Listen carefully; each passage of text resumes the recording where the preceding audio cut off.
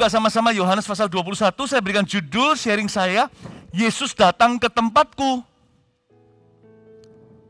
Sambil kita buka Yohanes 21, izinkan saya mengingatkan, 2000 tahun lalu, minggu-minggu ini, Yesus menampakkan diri kepada banyak orang. Baru minggu kemarin kita rayakan Paskah, kebangkitan Tuhan. Lalu 6 minggu, hampir 6 minggu kemudian, Yesus terangkat ke sorga. 40 hari di dunia, dalam tubuh kemuliaan, Tuhan Yesus menampakkan diri kepada murid-muridnya. Total ratusan orang yang melihatnya. Lalu kita hari ini 2000 tahun kemudian masih banyak pengalaman pribadi dengan Tuhan. Yesus itu hidup, dia nggak mati. Ya, dan hari-hari ini adalah hari-hari penampakan itu. Salah satunya adalah cerita yang tertulis di Yohanes 21. Dan Yesus ini masih melawat you and me. Dia belum selesai bekerja. Berarti penampakan Tuhan masih terjadi. Itulah sebabnya jangan puas hanya dengan teori. Minta lawatan Tuhan secara pribadi. Saya bertobat karena penampakan Tuhan. Nggak boleh iri, setiap orang punya pengalaman pribadi. Saya melihat Yesus di balik terang benderang. Di dalam gereja yang isinya nggak lebih dari 100 orang ibadah. Jauh lagi di negeri orang, di Kanada. Kalian bisa dengar suara saya nafas ya? Oke ya, nggak apa-apa? Nggak mengganggu? Oke ya? Berarti kalau kalian bisa dengar saya nafas, puji Tuhan, kabar baik, berarti saya masih hidup.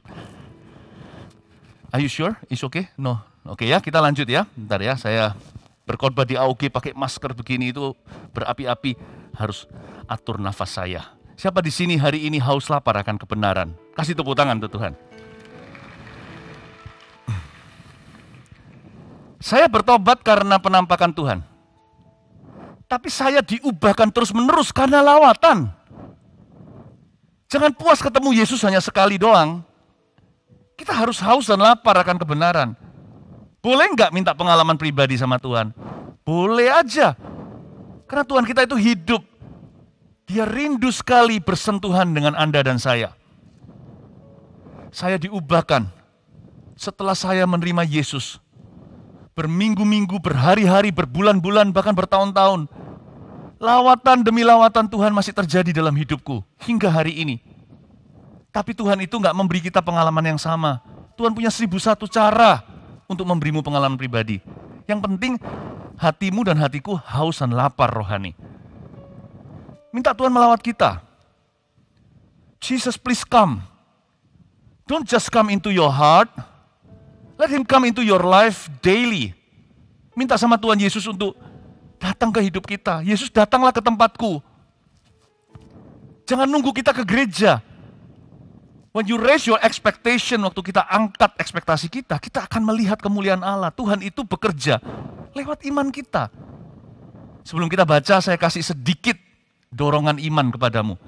Agar kita semuanya ini loh, jangan jadi Kristen secara agama. Tapi hubungan pribadi dengan Allah. Minta sama Tuhan melawat hidupmu hari ini. Orang yang paling keras pun bisa berubah kok. Sifat yang paling susah diubahkan pun masih ada harapan kalau Tuhan melawat kita. Ya, kita lihat sekarang ayat 21, Yesus menampakkan diri, pasal 21 ayat 1. Yesus menampakkan diri kepada murid-muridnya di pantai danau Tiberias. Ya kira-kira hari-hari inilah kejadiannya ini, 2000 tahun yang lalu. Kemudian Yesus menampakkan diri lagi kepada murid-muridnya di pantai danau Tiberias. Dan ia menampakkan diri sebagai berikut.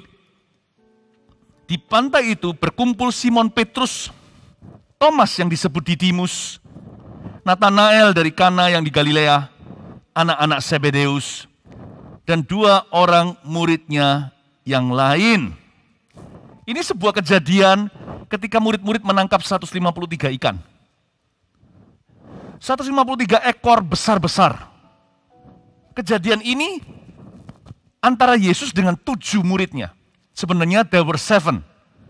There were 7 who were present. Ada 7 murid Yesus yang ada di situ. Waktu itu di pantai danau Tiberias kejadiannya. Di antara murid-murid itu sebagai berikut di ayat 2, di pantai itu berkumpul Simon Petrus. Thomas yang disebut Didimus, 2. Nathanael, 3. Nathanael yang dari Kana, yang di Galilea. Anak-anak Zebedeus, siapa anak-anak Zebedeus? Yohanes, Yakobus, 4, 5. Dan 2 orang muridnya yang lain, anonimus, tidak ditulis namanya atau siapa, 6, 7. Total ada 7. Waktu saya baca ayat 2 ini, saya merasa saya bagian dari story. Kalau baca Alkitab itu, kenapa Alkitab itu hidup? Karena Roh Kudus membawa kita tersedot ke dalamnya, seolah-olah kita melihat diri sendiri dalam firman Allah, dan kita melihat firman dalam diri kita. Kalau kita mau dapat yang paling banyak dari firman setiap kali kita membacanya, jadikan firman Tuhan personal. Dan saya suka sekali, tidak ada satupun kata-kata atau huruf di Alkitab, apalagi kalimat yang iseng ditaruh di sana. Ada 7 kan? 2 yang terakhir tercatat adalah 2 orang muridnya yang lain, anonimus, tidak diberi nama. Apakah Yohanes lupa? Karena penulis Injil Yohanes adalah Rasul Yohanes, Rasul kasih itu. Murid yang paling dikasih Yesus. Kalau saya baca semua kejadian tentang Yohanes, orangnya ini titan sekali, orangnya itu teliti. Yohanes itu yang pertama-tama mengenali Yesus. Yohanes yang ingat perkataan Tuhan, bahwa dia akan dibangkitkan. Nggak mungkin dia lupa teman. Kenapa dari 7 murid ini, 2 tidak ditulis namanya, 2 orang muridnya yang lain. Begitu aja penjelasannya. Have you ever wondered, mungkinkah Tuhan mau include kita semua dalam kamus buku lawatannya? Hari itu Tuhan kan besuk murid-muridnya. Mereka lagi putus asa. Mereka belum percaya kalau Yesus sudah bangkit. Kejadiannya ya minggu-minggu ini, di minggu-minggu penampakan, kan Yesus 40 hari tinggal di dunia setelah kebangkitan. Dan dari 7 murid ini, kenapa Yohanes tulis 2 murid yang lain? Emang susah tulis nama? Menurut saya lebih panjang ya kalau ditulis begini, 2 orang muridnya yang lain. Mending ditulis aja Stephen dan Andi. Kan lebih singkat ya kan? Kenapa ditulis 2 orang muridnya yang lain? Penulis Alkitab itu diilhami oleh Roh Kudus. Kalau dia tulis anonimus, itu pasti supaya kita semuanya bisa melihat diri sendiri dalam story itu. 2 orang ini mewakili kita. Murid-murid yang lain. Kita bukan termasuk 12 Rasul Anak Domba. Kita tidak termasuk di 120 di waktu Pentakosta. Kita tidak termasuk di 3.000 orang yang bertobat hari itu.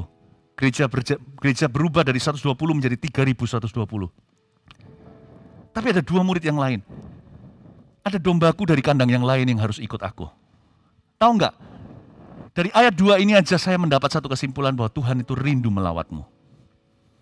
Tuhan itu rindu melawat kita baik di gereja atau di mana kita berada. Di rumah, di kamar pribadi kita. Jesus has always wanted and desired to visit you. Holy visitation namanya. Pembesukan ilahi. Visitasi ilahi. Allah rindu. Saya salah satu dari 2 murid ini. Ketika Tuhan lawat saya saat saya umur 18 tahun. Penampakan terjadi. Dan saya bertobat sungguhan hari itu. Tapi hari-hari kemudian, tak henti-hentinya saya alami jamahan. Sekalipun saya ini cinta firman dan firman ini segala sesuatu, Tuhan taruh nama dan firman di atas segalanya. Izinkan saya ngomong gini dengan pengertian yang benar dari sisi Anda. Jangan salah paham ya. Jangan puas hanya baca Alkitab. Minta Tuhan sungguh-sungguh melawat hidupmu. Saya baca firman bukan supaya nambah pengetahuan. Saya baca firman supaya ketemu sama Tuhan ya firman. Saya baca Alkitab karena saya mau alami an encounter atau perjumpaan pribadi dengan pribadi yang menjadi pusat perhatian Kejadian sampai Wahyu. Yesus Kristus namanya di Perjanjian Lama dan Perjanjian Baru. I want to know Him. I want Him to touch my life. More than anything. Jangan puas hanya baca firman. Minta sama Tuhan. Tapi kalau kita minta jangan kecewa dan jangan tentukan harus di zamannya cara begini. Pokoknya gua mau yang demikian. Nggak bisa begitu juga. Tapi kalau hati kita haus dan lapar ya. Saya masih ingat kok masa-masa ketika saya baru-baru lahir baru. Masih bayi rohani nih. Masa Tuhan itu akan dengar ya doa saya ya? Ternyata baby oe-oe aja Tuhan ngerti kok dia mau apa. Apalagi kita bayi rohani yang bisa menaruh dalam tutur kata yang jelas. Tuhan, aku rindu jamahan. Please touch me. Saya masih ingat waktu itu di kamar saya secara pribadi. Tiba-tiba saya menangis. Bukan karena saya cengeng. Saya orangnya tidak begitu. Saya rasakan kasih Yesus. Saya nggak tahu gimana caranya menjelaskan. Saya hanya nyanyi saja pakai gitaran. Itu pun ilmunya pas-pasan. Tapi waktu saya ulangi bait-bait terakhirnya. Kalimat terakhir biasanya orang Kristen di Indonesia itu suka mengulang-ulang kalimat penutupan sebuah lagu pujian. Kadang-kadang yang WL, yang pimpin pujian, kalau saya sih tandanya begini, kalau kalian lihat tangan saya ada 3 yang terakhir dimunculkan, ini saya kasih tanda kanan kiri kepada WL dan musisi. Diulang 3 kali lalu ending. Waktu saya mau ulang 3 kali lalu ending, karena saya sendirian saat teduh, jadi nggak perlu kasih tanda, karena saya tahu saya mau ending 3 kali, nggak bisa, saya ulang-ulang 7 kali. Nangis sejadi-jadi. Saya bisa rasa kalimat terakhir lagu itu, penutupan lagu pujian yang saya sedang dengungkan dan nyanyikan. Saya dilawat Tuhan. Saya nangis bisa merasakan kasih Yesus itu begitu besar. Begitulah cara saya berubah. Diairi terus dengan aliran surga. Dari Philip Mantova yang keras. Yang dikit-dikit mau bunuh diri. Yang gampang putus asa dan kecewa. Hidupnya penuh kepahitan. Pesimis sekali sebagai anak kedua dari 3 putra papa mama. Saya merasa yang paling gak bisa apa-apa. Kecilnya sakit-sakitan. Dilawat lagi, dilawat lagi, dilawat lagi. Kata lewat dekat dengan kata lawat dekat dengan kata lewat. Ketika saya dilawat itu saya tahu saya sedang dilewat oleh Tuhan. Bukan dilewati atau dilewatkan, tapi saya dilewati oleh Tuhan, bukan dilewatkan. Saya dilewati di depan saya seperti Tuhan jamah saya lagi dan lagi, disitulah masa mudaku berubah. Bukan karena positive thinking belaka. Kok bisa saya lebih sabar ya? Kok bisa lebih tegar ya menghadapi pencobaan? Kok saya lebih sukacita ya? Dunia bilang perasaan saja, bukan loh, itu perubahan. 2 murid yang lainnya dibesuk Yesus juga hari itu di tepi pantai Tiberias. Saya ingin Anda untuk melihat dirimu di dalam picture ini. Tetapi 5 muridnya yang lain juga cukup interesting sih. Siapa aja yang Tuhan rindu lawat dan ubahkan? Simon Petrus, katakan Simon Petrus. Orang yang gegabah Tuhan cinta. Tuhan akan ubahkan dia.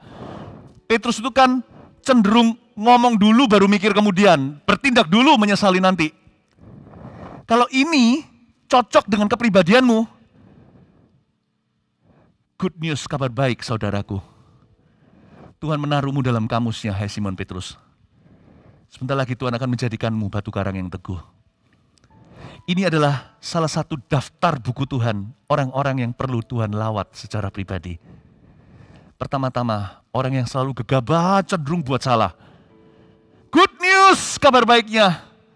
God has mercy on you. Tuhan berbelas kasihan kepadamu. Kalau kalian frustrasi dengan diri sendiri, aku ini loh kok, aku ini orangnya selalu melakukan kesalahan. Padahal aku udah ngomong sama diri sendiri, jangan, jatuh lagi. Lagi jatuh lagi. Don't punish yourself. Don't give up, jangan menyerah. Tuhan sayang padamu, hai Simon Petrus. Simon Petrus, Petrus orang pertama yang Tuhan lawat hari itu. Seorang yang gegabah. Selain dia siapa lagi? Thomas yang disebut Didimus. Thomas ini orang yang logis. Susah pengalaman. Gak main perasaan. Maunya logika dan bukti. Bahkan terkesan skeptis seringkali. Kalau enggak terlebih dahulu aku melihat, aku enggak akan percaya. Orang begini dibuang sama gereja. Dianggap orang-orang yang selalu terlalu banyak pertanyaan. Hanya mengkritisi dan mengkritik saja. Tapi Tuhan cinta. Tahu enggak Thomas menjadi seorang rasul yang membawa Injil dekat ke Asia. Dia mati di India. Orang yang ragu-ragu, yang bimbang. Orang yang imannya itu enggak pernah bulat. imannya Thomas itu selalu setengah. Selalu ada cacat celah. Kalau orang lain itu imannya seperti hosti, kue perjamuan yang belum dipecahkan, itu bisa bulat begitu. Dia itu mesti ada crack-nya di mana selalu ada retak. Pernahkah Anda merasa Anda orang seperti itu? Aku ini susah percaya. Pikiranku ini loh, orang lain bisa nangis kok aku enggak. Orang lain bisa ketawa, bisa nari-nari. Aku ya mau sih, tapi dalam kasusku, kalau aku lakukan itu terlalu memaksakan diri. Aku bukan orang begitu. Aku iri sama teman-temanku. Kok bisa rohani ya? Aku cinta Tuhan, tapi diam-diam di hati. Belajar sih di AOG ini diajari untuk berekspresi. Tapi ekspresiku yang maksimal masih kalah dengan temanku yang masih kalah sama teman di sebelahku ini. Maksimalku itu baru setengah jalannya dia. Aku kok gak bisa jadi kayak dia ya? Aku kok gak bisa jadi orang yang romantis ya? Kalau kejar cewek, kalau sudah waktunya karena sudah kuliah, selalu kalah diserobot oleh laki yang lain. Karena aku ini kaku. Aku ini logis. Aku ini praktis. Lama-lama Anda merasa tersisihkan dalam kerajaan Tuhan. Merasa seperti orang seperti Anda itu gak ada tempat di dalam rencananya. Manusia bisa membuangmu dan meragukanmu. Hai si peragu, hai si pebimbang. Tapi Allah akan melawatmu. Dia akan menggunakan dan dia akan memilihmu dan menjadikan hidupmu berguna. Hai Didimus. Thomas ini menjadi rasul yang tidak bimbang dan ragu, menyerahkan dan meletakkan nyawanya untuk India. Gara-gara dia terbuka Injil ke Asia. Paulus tidak bisa ke sana, dihalangi Roh Kudus. Karena memang porsinya Thomas. Si Didimus itu. You have a place in God's plan. And let me say this as your pastor. Sebagai gembala sidang.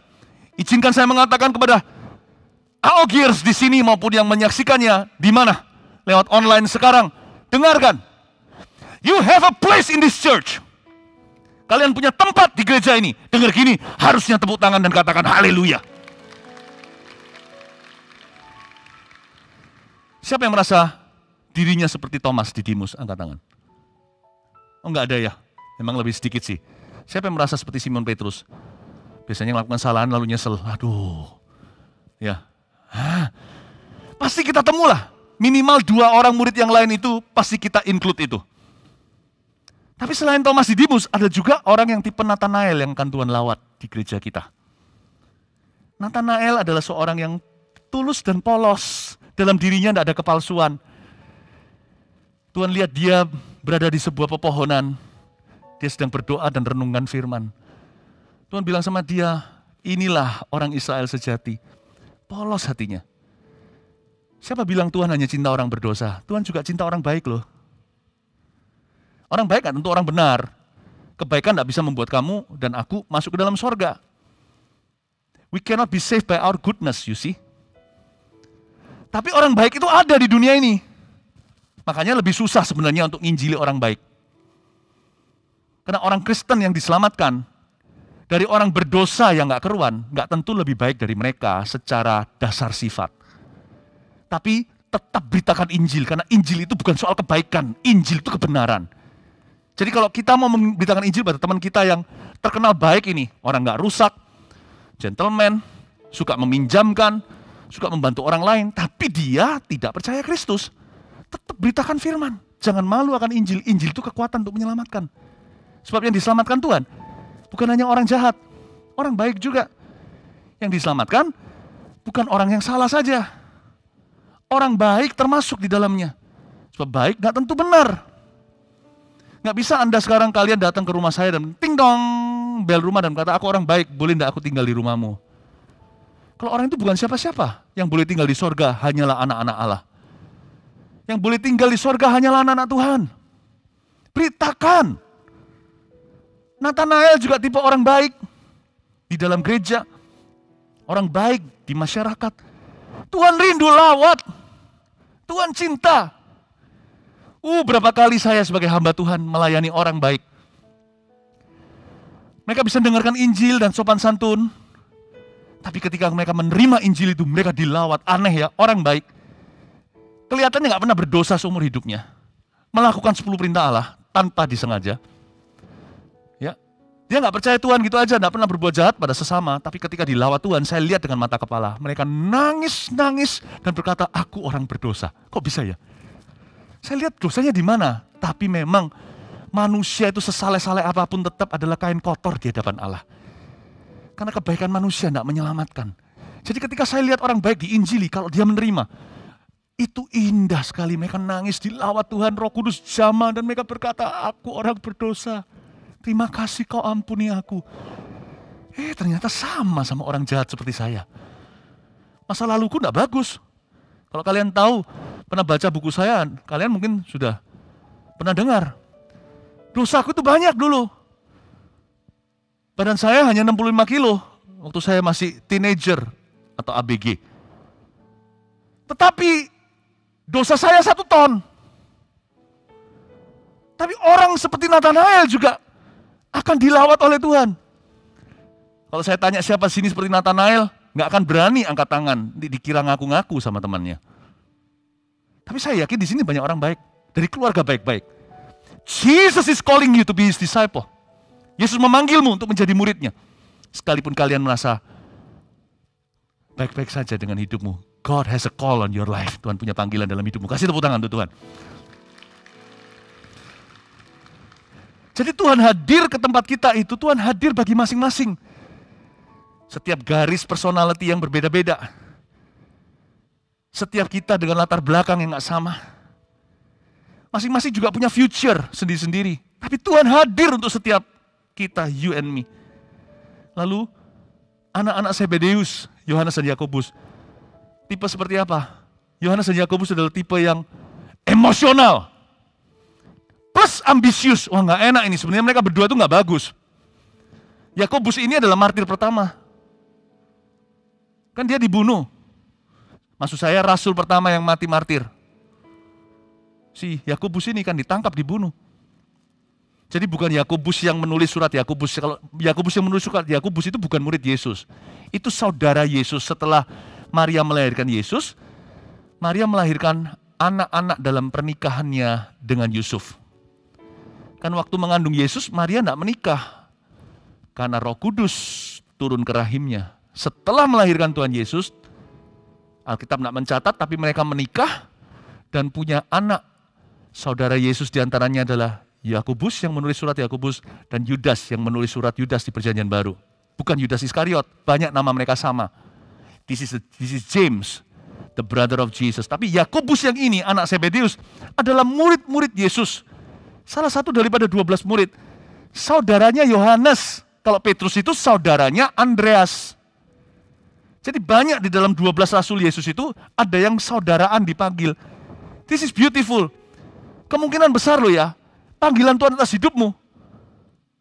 Sekalipun unik, Tuhan sekalian memanggil saudaramu. As for me and my house, we will serve the Lord. Aku dan keluargaku, kami akan melayani Tuhan. Jadi panggilanmu, bersama dengan itu Tuhan memanggil adikmu. Hai Petrus, hai Andreas, hai Yohanes, hai Yakobus. Nah Yakobus ini, dia mati sebagai martir. Dibunuh oleh raja saat itu, Herodes yang jahat. Lalu mereka setelah Yakobus dibunuh, Petrus kan ditangkap. Lalu dilepaskan secara ajaib dari penjara. Semua tercatat dalam Kisah Para Rasul. Anak-anak Zebedeus ini gak seheroik itu awal mulanya, mereka bukan pahlawan. Yohanes juga enggak. Yohanes jadi rasul kasih itu perubahan karena lawatan. Yohanes itu emosian. Yesus gak bisa masuk Samaria karena dilarang oleh orang-orang lokal. Mereka loh memberi ide gila. Tuhan Yesus, guru, panggil aja Halilintar. Kita barbecue mereka semuanya medium well atau well done. Hajar Tuhan. Emosian. Ambisius lagi. Like mother, like sons. Satu-satunya mama yang ikut-ikut campur pemuritan Yesus adalah mamanya Yohanes Yakobus, istri Zebedeus. Ngomong sama Tuhan apa? Tolong ya Tuhan, nanti kalau engkau sudah di Firdaus, suatu hari kelak kau ke sorga, gak peduli dia kalau Yesus mati atau apa. Pokoknya yang penting anak-anak gua. Satu sebelah kananmu, satu sebelah kirimu ya, biar mereka bertata bersama dengan engkau. Tuhan Yesus tidak menolak. Tapi juga tidak gampang menerima. Tuhan berkata, sanggupkah mereka minum cawanku? Tapi setelah itu Tuhan Yesus berkata, sebenarnya mereka sanggup sih. Mereka semua juga akan menderita karena saya.